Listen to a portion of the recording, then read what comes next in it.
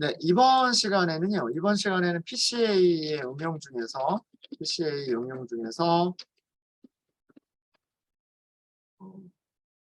다른 알고리즘, 그러니까 전처리 모델을 훈련시키기 전에 모델 훈련 전에 전처리라고만 쓰겠습니다. 전처리 과정에서 PCA를 이용할 수 있다. 즉 차원을 먼저 줄여놓고 지도학습을 훈련시키는 용도로 사용을 할 수 있다라고 하는 그런 겁니다. 자, 그러면 우리가 한번 그 전처리하기 전과 전처리한 후에 어떤 차이점들이 있을까라고 하는 것을 보도록 하죠. 우리가 레이블은 가지고 있지는 않지만 이 과일 세트를 가지고 할게요. 과일 세트를 가지고 할 건데 지금 과일 이미지는 그 프루트 2차원 이거를 이용하시면 돼요. 그죠? 이걸 이용하시면 이쪽에 300개의 샘플이 있고요. 그 다음에 10,000개의 컬럼을 가지고 있는. 그래서 얘를 우리가 그 X라고 생각하시면 돼요. 그렇죠? 얘를 2차원별 X라고 생각하시면 되는데, 그렇죠? 그런데 Y가 지금 없어요. 우리가 타겟이 없죠. 타겟이 없어요. 그러니까 얘가 데이터인데 타겟이 없어요. 그래서 우리는 타겟을 어떻게 만들어 줄 거냐면 넘파이 배열로 만들게요. 순서대로 0, 1, 2가 순서대로 나와 있죠. 그렇죠? 그래서 이거를 만들면 돼요. 0이 100개가 있다. 그 다음에 1이 여기 더하기 해주시면 돼요. 1이 100개가 있다. 그 다음에 2가 100개가 있다. 이렇게 만들어 버리면 되겠죠. 그렇죠? 자, 이거는 배열이 아니라 리스트입니다. 리스트에서 곱하기는 뭐였죠? 리스트에서 곱하기는 개수만큼 복사를 하는 거였었죠. 그러니까 0이 100개가 만들어지는 거예요. 그럼 여기서는 1이 100개가 만들어지는 거죠. 리스트와 리스트에서 덧셈은 리스트 두 개를 합쳐주는 거죠. 그렇죠? 그래서 이런 식으로 하게 되면 얘를 우리는 무엇으로 사용할 수가 있냐면 타겟으로 사용할 수가 있는 거예요. Y가 어떻게 만들어진 건지 궁금하신 분들은 Y 출력해 보시면 돼요. Y는 이렇게 0, 1, 2. 타겟이 없어가지고 타겟을 지금 만든 거예요. 우리가. 지도학습을 하려면 타겟이 있어야 우리가 하는 거니까. 자, 그럼 PCA를 사용하기 전을 보도록 할게요. 사용하기 전에 모델을 하나 잡아야 되겠죠. 그래서 모델을 하나 잡기 위해서 from scikit-learn 중에서 선형 모델 선택하도록 하겠습니다. 선형 모델 중에서 로지스틱 미그레이션 사용할까요? 로지스틱 미그레이션. 그래서 로지스틱이라고만 하도록 하겠습니다. 로지스틱 리그레이션 하고 하면 될 거고요. 다 기본 값을 그대로 사용을 하고요. 랜덤 스테이트와 그 다음에 n 잡스 요 두 가지 정도만 주도록 할게요. 랜덤 스테이트 n 잡스 요 정도만 주도록 하겠습니다.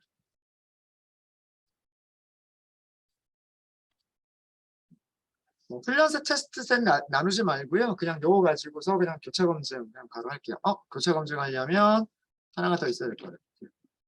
from scikit-learn의 모델 selection이라고 하는 모듈이 있을 거고요. 여기에 크로스 밸리데이트가 여기 있죠. 크로스 밸리데이트가 여기 있습니다.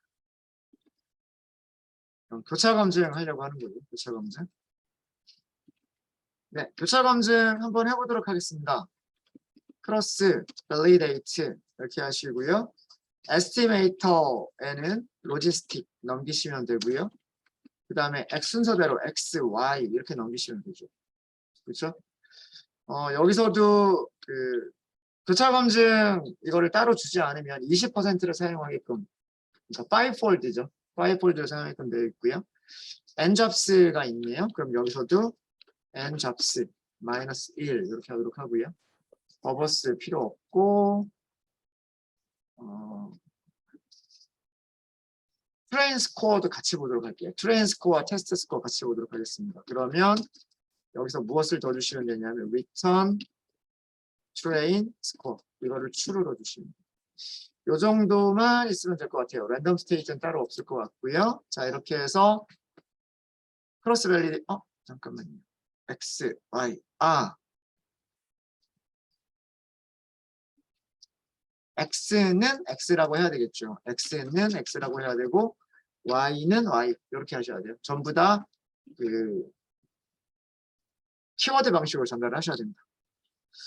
자, 이렇게 해서 돌고 있죠. 대략 한 5초 정도가 걸린 것 같네요. 로지스틱 리그레션을 이용해서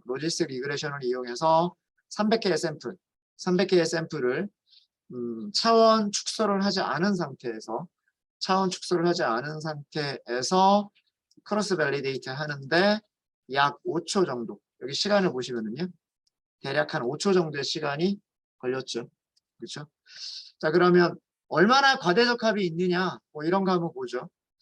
우선 CV의 퀴즈를 먼저 보시면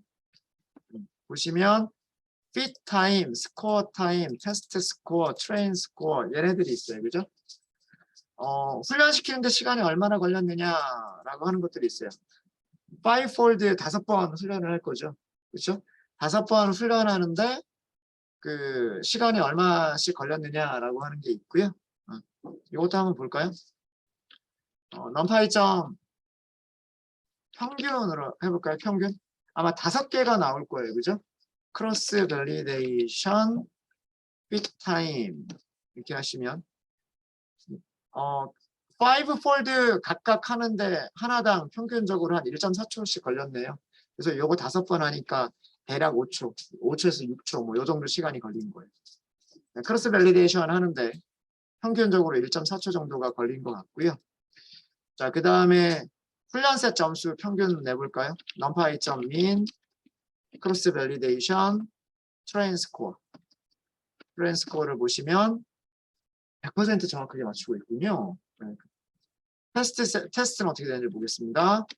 넘파이 점 민, 크로스 밸리데이션, 그 다음 테스트 스코어. 0.996이 나오니까요. 99.6%. 반올림에서 99.7% 정도의 그 정확도를 보여주고 있어요. 그러니까 뭐 그렇게 그 훈련 세트 자체가 그렇게 많지 샘플이 300개밖에 안 되고요. 피처가 10,000개가 되더라도 그 로지스틱 리그레션을 훈련시키는 데에는 그렇게 시간이 많이 걸리지 않는 것처럼 보이고요. 네. 크로스 밸리데이션 해서 점수를 보니까 굉장히 정확한 모델을 만들어내고 있는 것처럼 보입니다. 그죠? 자, 그럼 이번에는 PCA를 하는 경우에는 어떻게 되는지 보도록 할게요.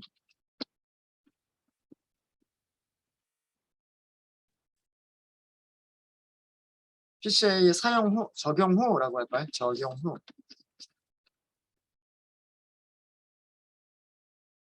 PCA를 적용하겠다는 얘기는 차원의 개수를 확 줄여버리겠다는 얘기예요. 그죠? 아까 차원의 개수를 우리 50개만 사용을 했었던 적도 있었죠.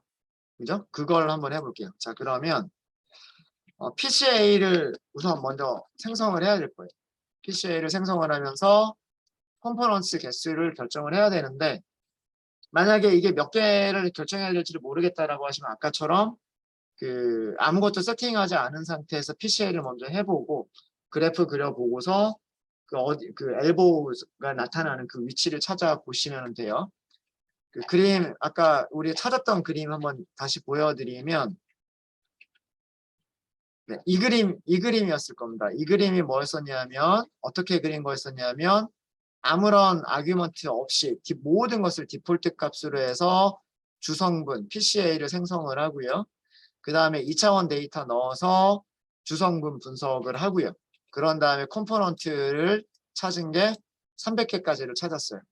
자, 이렇게 찾았는데 얘가 그 올라가는 모습을 보면 이렇게 급하게 올라가다가 이쯤에서 한번 꺾이죠. 그러면서 여기서부터는 이렇게 완만하게 올라간단 말이죠.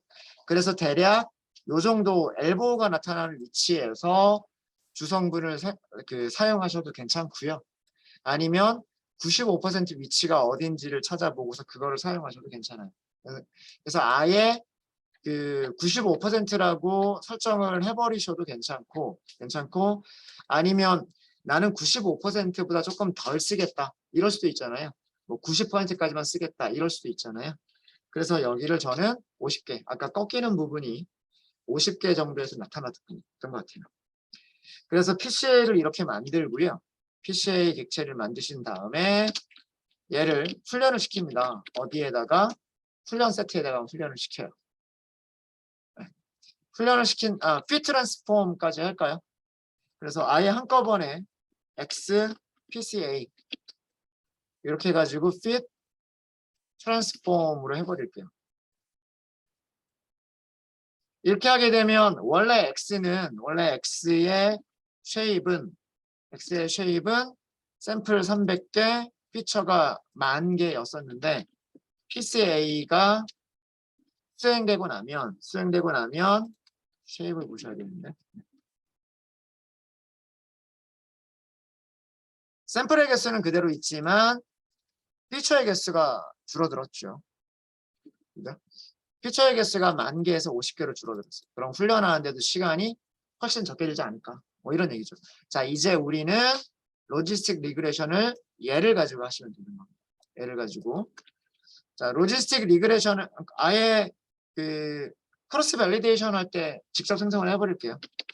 크로스 밸리데이션은 하고서 크로스 밸리데이트 여기 에스티메이터 첫 번째 아규먼트가 에스티메이터죠. 여기에서 로지스틱 리그레션 이렇게 해버리시면 되고요. 아까랑 똑같이 하기 위해서 다른 것들은 다 그대로 줄게요. 다른 것들은 다 그대로 주고 우리가 바꿨었던 게 랜덤 스테이트하고 n 잡스만 있었죠. 랜덤 스테이트 n 잡스 이렇게 주시고요. 그 다음에는 크로스 밸리데이트를 할 때는 x를 넘기셔야 돼요. x가 이번에는 x를 주는 게 아니라 PCA y 레이블도 넘기셔야죠. 이거는 y를 그대로 넘기시면 돼요. 그대로 넘기시면 되고요. 여기서도 n 잡스를 주시면 되겠네요. n 잡스를 -1. 다른 것들은 훈련셋 점수 또 같이 하도록 하겠습니다. 그럼 return train score를 추 이런 정도로 하시면 되겠네요. 이렇게 해서 크로스 밸리데이트를 하면 시간이 어때요? 훨씬 줄었죠. 차원이 줄어드니까 교차 검증을 하는데 시간이 아까 5초 정도 걸리던 게 지금 1초. 그 피타임 얼마나 걸렸는지 볼까요? 넘파이 점 평균으로 크로스 밸리데이션의 키값들 중에서 피타임 보시면 0. 그러니까 하나당 크로스 밸리데이트 한 번 할 때마다 이게 1초가 안 걸렸죠. 그죠? 네, 0.1초. 그래가지고 0.1초 5번 해봐야 0.5초. 그래서 전부 다 하는데 1초가 다 안 걸립니다. 이렇게 차원 축소의 효과가 이렇게나 좋은 겁니다. 자, 그럼 중요한 거는 훈련 속도가 줄기만 해서 좋은 게 아니라 얘가 정말 성능이 제대로 유지가 되느냐가 중요한 거죠. 자, 그러면 그 훈련셋에서 점수를 보도록 하죠. 훈련셋에서의 점수를 보시려면 트레인 스코어 평균 내보시면 100%예요. 그렇죠? 차원이 축소된 녀석으로 해도요. 차원이 축소된 녀석으로 하더라도 100%. 그러면 테스트 스코어도 봐야 되겠죠? 테스트 스코어, 크로스 밸리데이션, 그 다음에 테스트 스코어. 100%예요. 오히려 얘가 더 좋죠. 그죠? 네. 크로스 밸리데이션 결과로만 보면 오히려 지금 차원을 축소해놓고 훈련시키는 게 더 좋은 결과를 보여주고 있습니다. 그래서 이렇게 이미지처럼 너무 이렇게 큰 이런 녀석들 같은 경우에는 지금처럼 그 PCA를 이용을 해서 그 차원 축소를 그 고려해 보시는 것도 나쁘지 않습니다. 그러니까 이거는 피처가 너무 많을 때예요. 피처가 너무 많을 때 이렇게 하는 거죠. 네, 혹시 질문 있으십니까? 그래서 PCA는 이 정도로 해서 마치도록 하겠습니다. 그래서 저희가 비지도 학습의 방법으로는 딱 두 가지만 살펴봤어요. 그 K-means 클러스터링이라고 해서 그 자동으로 클러스터를 해주는 그런 방법 살펴봤고요. 그 다음에 주 성분 분석이라고 하는 것을 이용을 해서 주성분 분석을 시각화해서 이용을 해봤고요. 시각화해서 이용을 해봤고 이렇게 그려보는 거죠. 이렇게 그려보는 것과 그 다음에 주성분 분석을 마치 전처리처럼 사용을 해서 어떤 그 알고리즘을 훈련시키기 전에 차원 먼저 줄여놓고 하는 그런 용도로 사용을 해봤습니다. 이게 항상 이렇게 좋은 결과가 나오지는 않아요. 보통은 차원을 줄여주게 되면 트레인셋에서도 정확도가 떨어지고요. 대신에 훈련셋은 비슷하게 유지가 되는 경우가 많아요. 그래서 이 과대적합이 오버피팅이 줄어드는 경우들이 많습니다. 훈련 시간도 훨씬 줄어들고 오버피팅도 훨씬 줄어드는 그런 경우들이 많죠. 그렇습니다. 네, 되셨습니까? 혹시 그 엠니스트에서 주성분 2개만 찾고 그려보는 거 해보셨어요? 네. 그런 모습이 잘 안 보이세요? 네. 너무 겹치는 색깔들이 너무 많아요. 그렇군요. 한번 해볼까요? 한번 해보도록 하겠습니다. 엠니스트를 먼저 가지고 와야 되겠죠. 그러면 그 사이클론 데이터 세치에서 세치 오픈ML로 가지고 오시면 되죠. 이걸로 가지고 오시면 맞나요? 엠리스트 784 이렇게 가지고 오시면 되죠. 엠리스트.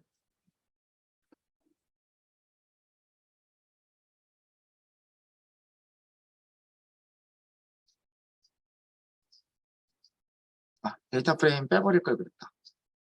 네, 시간이 뭐 상관은 없죠.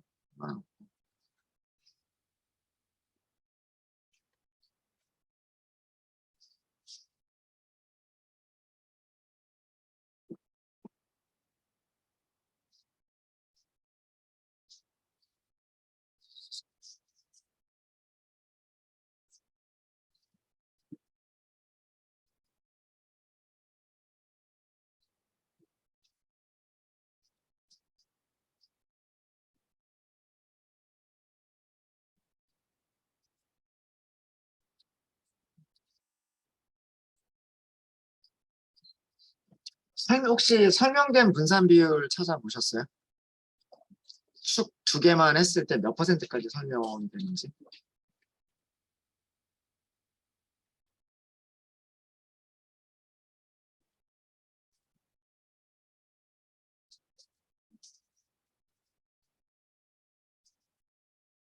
그 과일 세트 같은 경우에는 그 주성분을 2개만 선택을 하더라도요.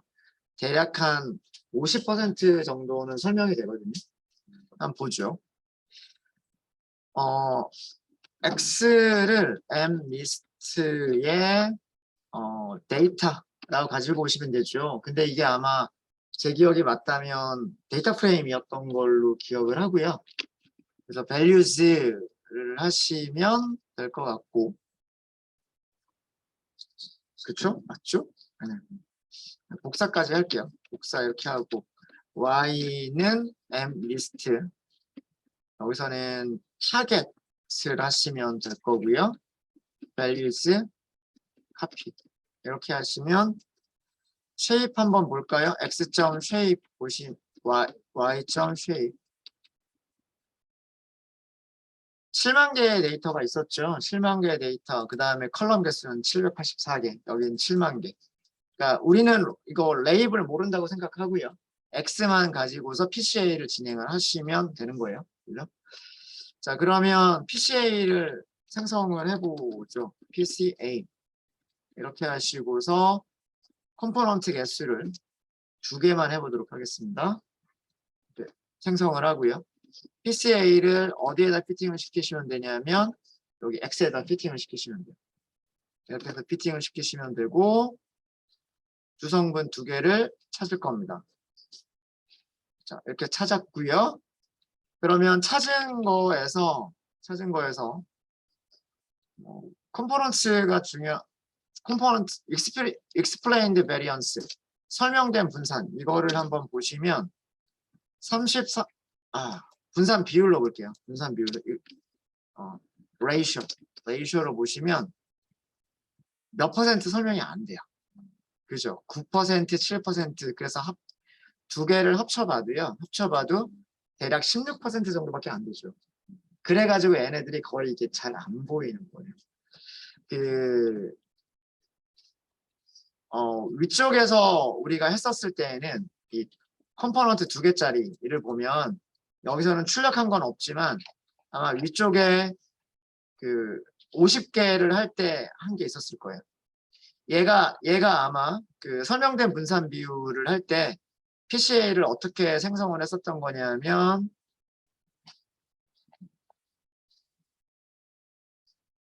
나와라 PCA. 네. 여기 PCA 객체를 생성할 때 50개짜리로 만들었죠.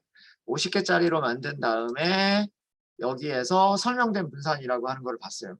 그리고 설명된 분산 비율을 봤는데 비율로 보죠. 비율로 보면 2개만 선택을 해도요. 2개만 선택을 해도 42%, 그 다음에 9.9%. 이렇게 합쳐보면 거의 51%, 52% 정도 됐단 말이에요. 그러니까 데이터의 한 절반 정도는 설명이 가능한 거예요. 그래서 여기에서는 축을 2개만 선택을 하더라도 이렇게 되게 예쁘게 분리가 되는 이런 모습이 보였었는데 엠니스트 같은 경우에는 축을 2개만 선택을 했을 때에는 설명되는 분산 비율이 몇 개 되지 않아요. 그래서 아마 제 생각에 이것 때문에 얘네들이 되게 많이 섞여 있는 것처럼 보이셨을 것 같아요. 그러면 이제 이걸 우리가 시각화하는 거는 무엇을 시각해 보시면 되는 거냐면 PCA에서 컴포넌트들을 시각화해 보시면 되는 거죠. 여기 보시면 아니죠. 죄송합니다. 트랜스폼을 한 결과들을 해보시면 되는데 아마 거의 잘 안 보일 거예요. 일단 해보긴 하겠습니다. 얘는 PCA. 트랜스폼. 피팅 위쪽에서 피팅이 끝났기 때문에 아래쪽에서는 트랜스폼만 하시면 돼요. 이렇게 해서 얘를 해보시면 얘 모양이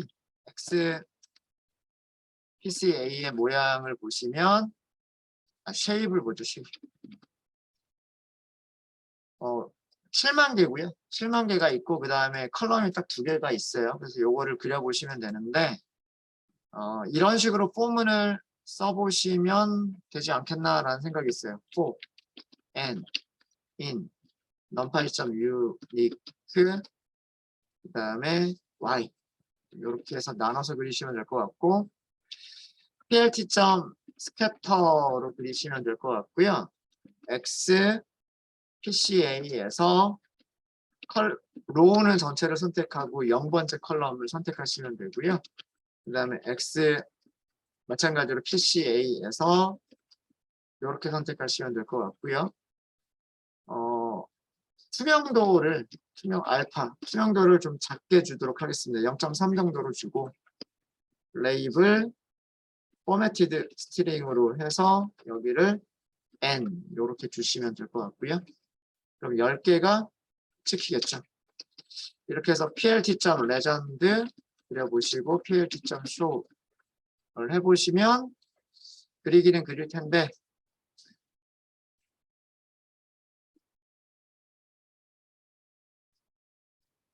뭔가 원인이 떴군요.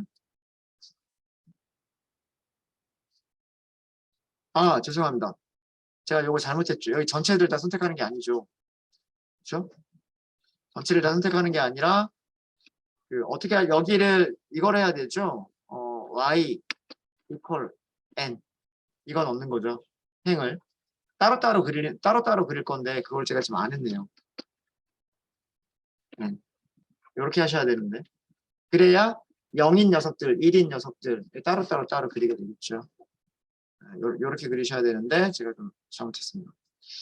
요렇게 되어 있어요. 0, 1, 2, 3, 4, 그러니까 되게 많이 섞여 있는 듯한 모습이 보이죠. 근데 보시면 그러니까 좀 많이 섞여 있긴 하지만 초록색은 이쪽 근방에 많이 몰려 있고요. 빨간색은 이쪽 근방에 많이 몰려 있고 파란색은 이쪽 근방에 많이 몰려 있긴 합니다. 대략적으로 이런 모습이 보이기는 하고요. 그러니까 여기서는 차원을 더 찾아봐야 되는 거예요. 차원을 더 찾아봐야지 알 수 있는 겁니다.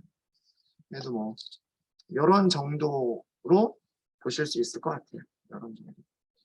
대략 어느 근방에 많은지 정도는 보이죠. 투명도를 더 낮출까요?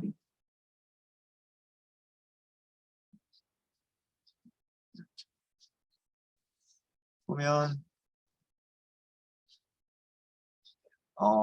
이런 색깔 같은 경우에는 되게 넓게 퍼져 있죠. 얘가 정확하게 투명도가 너무 낮아서 어떤 색깔인지는 잘 안 보이긴 하는데 어떤 숫자들은 되게 넓게 분포를 하고 있고요. 어떤 숫자들은 되게 좁게 분포하고 있어요. 그렇죠? 1 같은 경우 보면 1은 되게 이쪽에 많이 분포하고 있죠. 여기 1을 보시면 색깔이 요 색깔 아닐까요? 그죠? 네. 그래서 어느 정도 그런 차원 축소의 효과가 보이기는 해요. 네, 뭐 이런 식으로 해보실 수는 있으실 것 같습니다. 네, 또 질문 있으실까요? 3차원 정도까지는 그려보시는 것도 나쁘지는 않지 않을까라는 그런 생각도 있습니다. 근데 그거는 한번 여러분들 넘파이 한번 공부해 보세요. 3차원 그래프 어떻게 그리는지. 저는 2차원까지만 하도록 하겠습니다. 네, 이렇게 해서 저희 주성분 분석하고요. 그리고 K-means 클러스터링은 이 정도로 해서 마치도록 하겠습니다. 질문 있으신가요?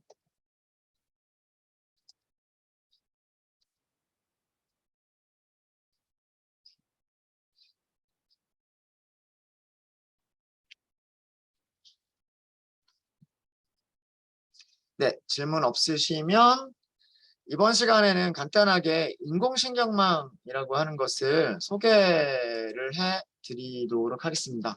간단하게 신경망을 만드는 방이 어떻게 나온 건지를 좀 설명을 드리고요. 그리고 신경망과 되게 유사한 게 스토캐스틱 그레디언트 디스턴트인데 그거 복습 좀 하고요. 하도록 하겠습니다. 새 파일을 하나 만들도록 하죠. 구글 컬앱 노트북, 주피터 노트북 새로 하나 만들고요.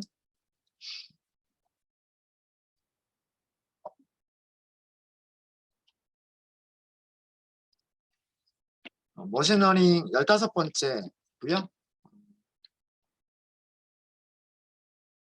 뉴럴 네트워크 ANN이라고 하도록 하겠습니다. ANN.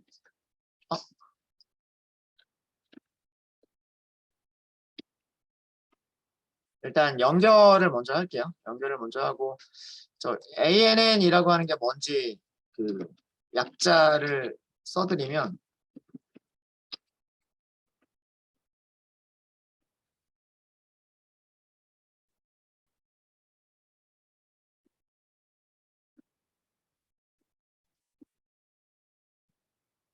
Artificial Neural Network을 줄여서 ANN이라고 하고요. 인공신경망 이런 뜻이에요. 인공신경망.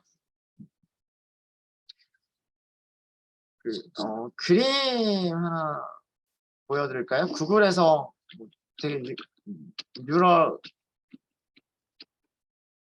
네트워크 그러면 많이 나오는 그림들이 있을 거예요. 아니 신경망에 대한 많이 나오는 그림들이 있을 텐데 요거는 다 그 인공지능 쪽에서 나오는 신경망의 그림들이고 뭐 요런 거. 네. 요 그림 좀 볼까요? 요 그림.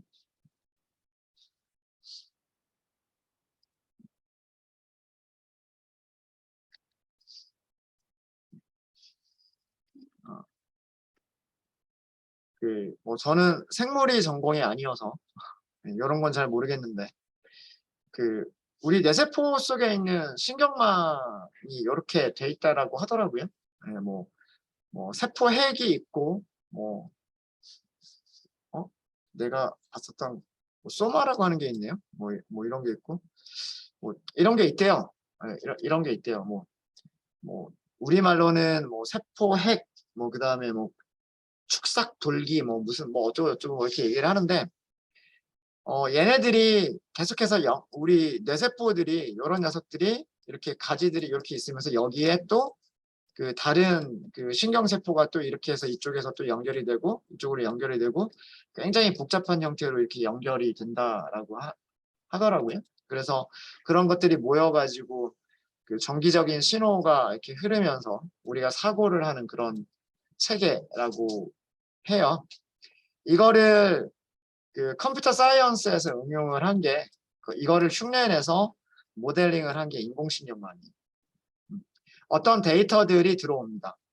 이거를 이렇게 생각하시면 돼요. 예를 들어서 이거를 아이리스 데이터, 우리 아이리스 데이터 가지고 해볼 건데 아이리스 데이터 같으면 세펄 랭스가 있을 거고요. 세펄 위드스가 있을 거고요. 페털 랭스가 있을 거고 페털 위드스가 있겠죠. 이렇게 데이터들이 들어오게 될 거예요. 데이터들이 들어와서 어떤 요 하나하나를 퍼셉트론이라고 얘기를 합니다. 퍼셉트론을 지나요. 퍼셉트론 지나면서 어떤 아웃풋 데이터가 나와요. 얘가 이쪽으로도 들어가고요. 얘가 이쪽으로도 들어가고 이쪽으로도 들어가고 이쪽으로도 들어가요. 그러니까 예를 들어서 세펄 랭스 하나가요. 첫 번째 퍼셉트론으로 들어가고 두 번째 퍼셉트론으로 들어가고 세 번째, 네 번째로 다 들어가요. 두 번째 세펄 위드스도요. 첫 번째, 두 번째, 세 번째, 네 번째로 다 들어가요. 그러니까 얘네들이 이렇게 연결이 되고 또 이렇게 연결이 되고 또 이렇게 연결이 되고 또 이쪽에서는 또 다른 것들과 또 이렇게 연결이 되고 이런 모습과 유사한 거예요. 유사한가요? 아닌가요? 그렇게 해서 결과 데이터를 만들어내겠다라고 하는 겁니다. 여기서 결과 데이터는 아마도 그거겠죠. 뭐 양성이냐, 음성이냐, 뭐 이런 거를 만들어낼 수가 있을 거예요. 요렇게 모델링을 하는 것을 인공신경망이라고 하고요. 이거를 만들어내는 방법이 있어요. 우리가 선형회귀 로지스틱 리그레션을 생각해 보면 걔가 하는 일이 뭐였었죠? 아이리스 데이터가 있는데 앞에다가 개수를 곱해서 여기가 변수가 4개가 있으니까 곱해지는 개수도 4개가 있죠. 그 다음에 또 뭐도 있어요. 인터셉트, 절편도 있죠. 이런 선형회귀식을 만들어서 이 선형회귀식을 어디다 집어넣는다? 로지스틱 함수 1, 익스포넨셜 1 이렇게 여기다 얘를 집어넣어서 무엇을 계산하겠다? 확률을 계산하겠다. 그죠? 자, 이 그림을 이렇게 한번 생각해 보도록 하겠습니다. x1, x2, x3 변수가 x2까지만 볼게요. x2까지만 보죠. x2까지만 보고 요것도 여기 하나만 있다라고 생각을 해볼게요. 하나만 있으면 얘가 여기로 들어가고요. 들어갈 수 있는 건 요거밖에 없어요. 얘가 여기로 들어가요. 이거밖에 없어요. 그죠? 이때 x1이 여기 있는 퍼셉트론이라고 하는 것으로 들어갈 때 무엇을 곱해주냐면 가중치를 곱해줘요. 그러면 w1 곱하기 x1이 되는 거죠. 그 다음에 여기도 가중치를 곱해줘요. 그럼 W 곱하기 W X2가 되겠죠. 그쵸? 그 다음에 모든 퍼셉트론마다 동일한 뭐가 있냐면 인터셉트가 있어요. 그럼 여기서는 무슨 일이 일어나는 거냐면 아까 그 일이 일어나는 거예요. 시그마 WI 곱하기 XI 그 다음에 W0 그러니까 여기서 합계가 일어나는 거예요. 합계가. 무슨 말인지 아시겠죠? 그 다음에 합계만 일어나면 우리는 확률을 계산할 수가 없어요. 확률을 계산할 수가 없고 여기에다가 무엇을 붙여주냐면 여기에 활성화 함수라고 하는 것을 붙여줍니다. 그 함수가 뭐냐면 시그모이드 함수예요. 로지스틱 함수. 그 로지스틱 함수를 붙여주면 여기에서 나오는 아웃풋은 뭐가 될까요? 그 레이블 1이 될 확률로 우리가 예측을 할 수가 있는 거예요. 그렇죠? 자, 요거 다 띄어내고요. 요거 다 띄어내고 요 모습이 신경망인 거예요. 결국 이거 뭐냐면 우리가 그 로지스틱 리그레션이나 혹은 SGD 클래시파이어에서 그 확률을 계산하던 그 과정을 그림으로 그려보니까 이런 그림이 되더라라고 하는 거죠. 이게 신경망이에요. 요거를 만들어낼 수 있도록 라이브러리가 만들어진 게 테라스라고 하는 라이브러리가 만들어진 거예요. 여기 퍼셉트론은 또 여러 개를 만들어낼 수도 있어요. 퍼셉트론은 여러 개를 만들 수도 있고요. 어떻게 만드느냐에 따라서 뭐 훈련 성과가 여러 가지 방법으로 나오게 됩니다.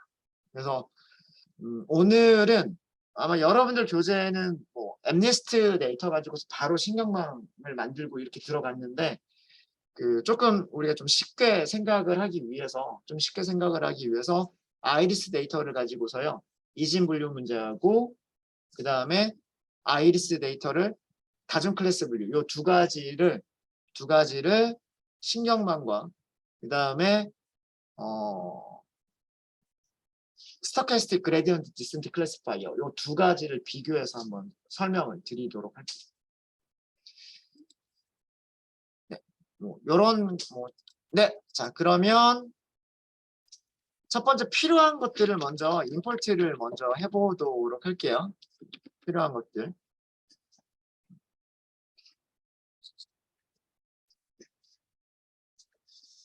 일단 넘파이는 필요할 것 같고요. 사용하실 때 넘파이가 필요할 것 같고 혹시 그래프가 필요하다 그러면 파이플럿 가장 기본적인 이거를 이용할 겁니다. 그리고요. 오늘부터는 여기서 연결할 때 무조건 지금 연결이 되어 있기는 한데요. 런타임 메뉴 중에 이게 있어요. 런타임 유형 변경이라고 하는 게 있어요. 여기를 클릭을 해보시면 하드웨어 가속기라고 하는 부분이 있습니다. 하드웨어 가속기라고 하는 부분이 있는데 기본 값은 넌이에요. 넌이어서 이거는 뭐냐면 그 숫자 계산을 할 때 특히나 행렬과 같은 계산을 할 때 아무런 하드웨어를 사용하지 않고 CPU만 가지고서 계산을 하겠다라고 하는 거고요. 밑에 두 번째로 있는 게 뭐냐면 GPU. GPU는 그래피컬 프로세싱 유니트라 그래서 게임 좋아하시는 분들은 아마 그 게임을 잘하기 위해서 돈 들여가지고 그 PC에다가 GPU를 설치하신 분들도 있지 않을까라는 생각이 있는데 이거를 GPU가 있으면 숫자 계산을 GPU한테 맡겨버리는 거예요. CPU는 CPU대로 일을 하는데 숫자 계산을 GPU가 해가지고요. 굉장히 빨리 할 수 있어요. 숫자 계산을. 그래서 이거를 GPU를 하시게 되면 그 계산 속도를 조금이라도 빠르게 하실 수가 있으십니다. 신경망은 그 행렬 계산을 굉장히 많은 행렬 계산들을 해야 되기 때문에 시간이 오래 걸리는 경우들이 많아요. 그래서 그 신경망 할 때는 하드웨어 가속기를 써주시는 게 좋아요. 근데 단점은 뭐냐면 그 콜앱을 최대한 이용하려면 GPU를 사용하지 마세요 그랬죠. 이거는 뭐냐면 그 GPU를 사용하면 얘가 아무리 비싸니까 구글도 우리한테 빌려주기가 비싼 거예요.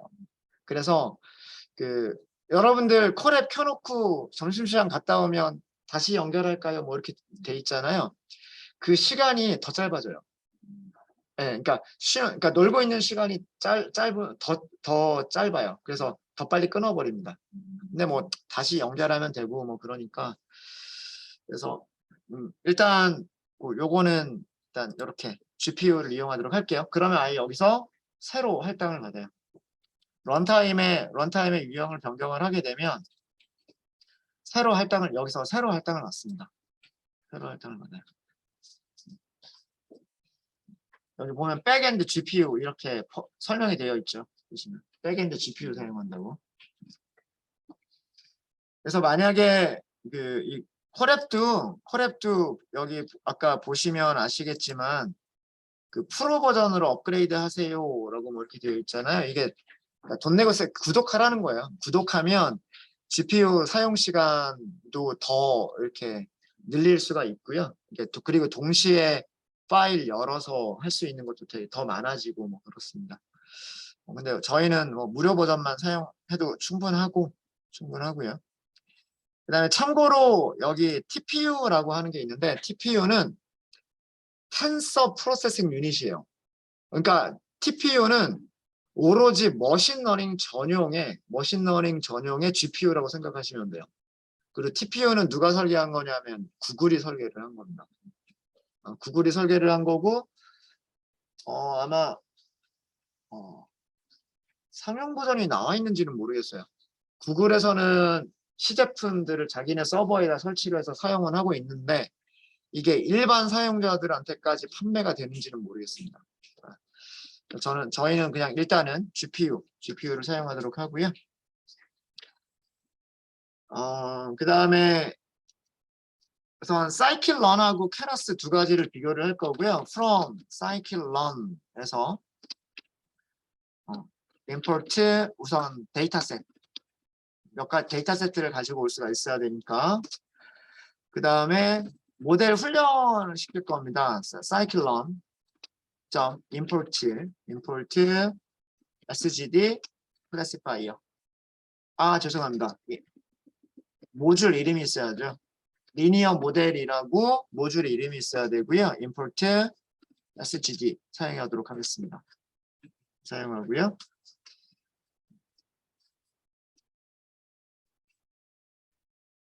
트레인 테스트 분리까지 할까요?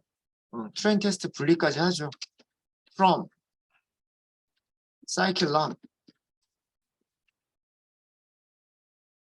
모델 셀렉션에 트레인 테스트 스플릿이 있죠. 트레인 테스트 스플릿. 자, 이렇게 하면 일단 우리는 무엇을 할 수가 있냐면 트레인 테스트 스플릿으로 데이터를 쪼갤 수가 있고요. 훈련을 시키고 테스트 셋에서 얼마나 나오는지 검증을 하실 수 있으시고요. 아니면 아예 교차 검증을 해버리는 방법도 있겠네요. 트레인 테스트 스플릿 하지 말고 크로스 밸리데이트를 이용해서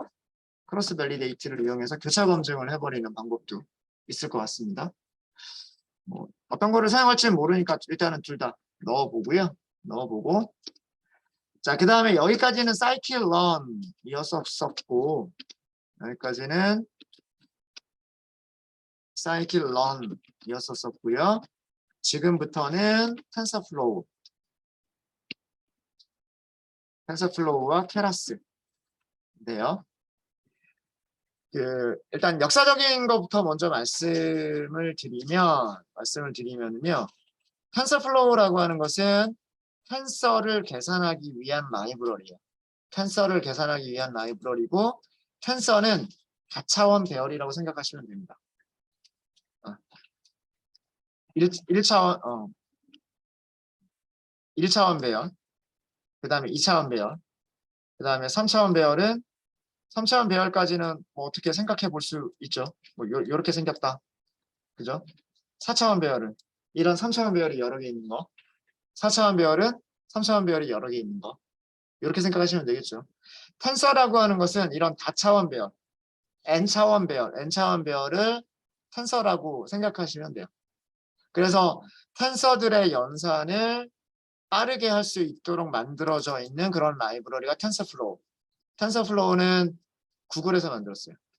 구글에서 만들었고, 케라스라고 하는 것은요. 케라스라고 하는 것은 신경망 주로, 그러니까 신경망만은 아니지만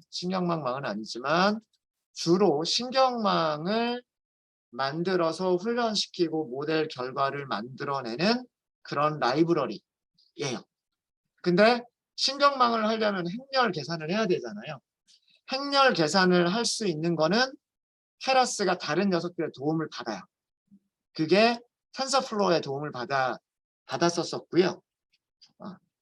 텐서플로우의 그 도움을 받았었고, 그 다음에 텐서플로우 말고도 다른 것들이 더 있었어요. 요즘은 잘 안 쓰지만 테아노라든가 CNTK라든가 등등등 여러 가지 라이브러리가 있긴 있었어요. 그러니까 케라스는 신경망을 만들어서 훈련시키고 결과를 만들어내 주는 건데, 그 과정에서 필요한 행렬 연산들을 텐서플로우를 이용할 수도 있었고 다른 여러 가지 라이브러리들을 이용할 수도 있었어요.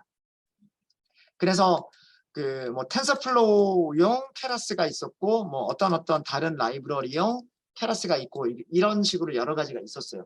여러 가지가 있었는데 이 케라스를 만든 개발자가 구글로 입사하게 됩니다. 네. 그래서 그 다음부터는 케라스도 구글이 이제 유지보수, 그러니까 개발을 하게 되었고요. 물론 오픈소스로 공개는 되어 있어요.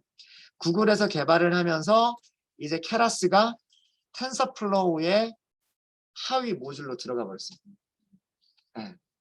현재는 그래서 텐서플로우 하나를 딱 설치를 하게 되면 과거에는 텐서플로우와 케라스를 따로따로 설치를 했었어야 되는데 지금은 텐서플로우를 설치하면 그 안에 텐서플로우가 있고 케라스가 있는 형태가 되어 있어요. 그래서 지금은 전부 다 구글 텐서플로우를 사용하는 케라스다라고 생각하시면 돼요. 그 케라스 홈페이지를 가보시면은요, 구글에서 케라스라고 검색을 해보시면 홈페이지 주소는 keras.io라고 되어 있어요. 여기가 keras.io라고 되어 있는데 모든 문서들이 example 같은 거를 볼까요?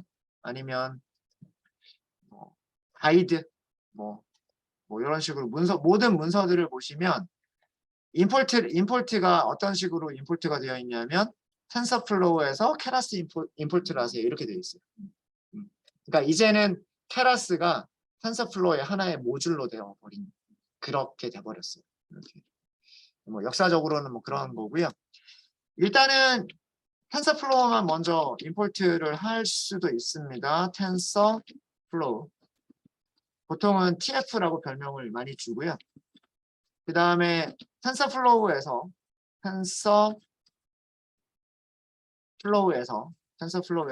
임포트 케라스 모듈을 또 따로 이렇게 임포트를 하실 수가 있으세요. 자, 일단 이렇게만 임포트를 할게요. 자, 이렇게 임포트를 하시고요. 텐서플로우 버전과 케라스 버전을 확인해 보도록 하겠습니다. 텐서플로우 __ 2개 버전이라고 하는 게 있죠. 지금 현재 구글 콜앱에서 실행되고 있는 콜앱에 설치된 텐서플로우 버전이에요. 텐서플로우 버전입니다. 2.8.2이고요. 그 다음에 케라스 서브 모듈의 버전입니다. 케라스 버전 2.8.0이에요. 이게 거의 같이 가요. 이게 2.8, 그럼 이거는 같은 거라고 보시면 돼요. 2.8.2랑 2.8은 거의 같은 거라고 보시면 됩니다. 그러니까 케라스 쪽은 2.8에 그냥 있는 거고, 그 다음에 케라스와 상관없는 텐서플로우만 2.8.0, 2.8.1, 2.8.2 이런 식으로 버전업이 됐다는 얘기예요. 그러니까 이것도 뭐냐면 구글 콜앱의 케라스 버전이에요. 케라스 버전. 이거를 확인하는 이유는 문서하고 조금 다를 수가 있기 때문에 그래요. 여러분들 문서를 확인해 보시면 지금 2020년 4월 달이 제일 마지막이군요. 케라스 버전에 대한 정보, API 모듈 클래스 버전 정보가 안 나오는군요. 나와라. 그냥 TensorFlow 2라고만 되어 있고 그 뭐 2점 얼마다라고 하는 건 없군요. 어딘가에 있을 텐데. 그래서 그 버전에 따라서 그 있거나 없거나 이런 게 되게 사라진 것도 많고 그래요. 그래서 그 버전 콜앱에서 실행되고 있는 게 어떤 버전인지를 확인을 하시고 문서도 같이 보시는 게 좋으실 겁니다. 지금 GPU 쓰고 있으니까 에러가 아마 아까와 같은 그런 워닝 있죠. 그 팝업 창이 자주자주 등장할 거예요. 지금 우리가 파일을 만들어 놓고 텐서를 이용하고 있지 않거든요. GPU를 사용하고 있지 않아서 런타임을 가능하면 빨리 바꿔라 뭐 이런 식으로 워닝이 나오는데 그거는 무시하셔도 괜찮습니다. 일단은 임포트까지만 하고요. 아이리스 데이터를 어떻게 우리가 그 신경망에 훈련을 시킬 수 있는 건지라고 하는 건 조금 이따가 다음 시간에 하도록 하겠습니다. 15분 정도 쉬었다 할게요.